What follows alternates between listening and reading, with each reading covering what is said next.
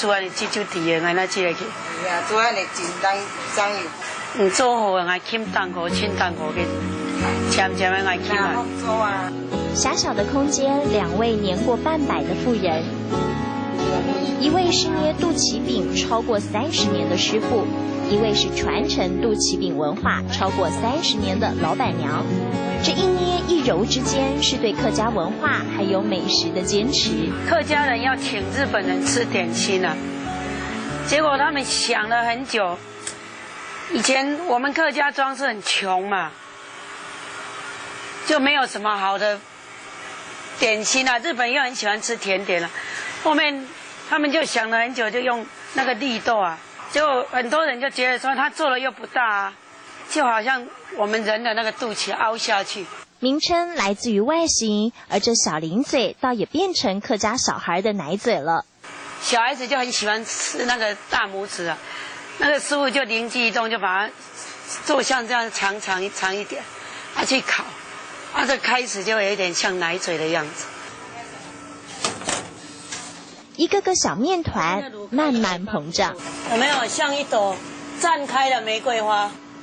面团从洁白烤到酥脆金黄，从含苞到像玫瑰花般绽放，就像林秀凤的人生一般。我就开始慢慢学客家话，因为我要做生意啊，听久了就会了。闽南人的林秀凤，如今变成道地的客家庄子弟。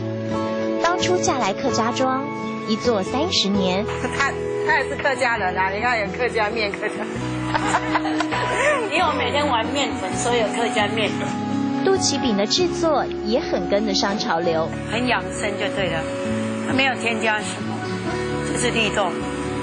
皮也没有油，感谢谁啊？谢谢。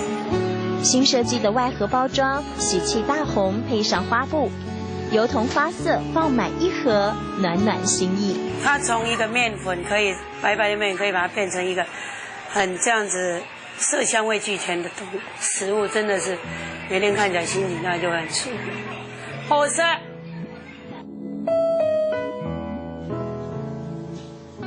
金黄色的肚脐饼有着客家孩子特殊的童趣，大红色的花布下有着林秀凤深厚的客家情，一口咬下瞬间也让我遇见感动时刻。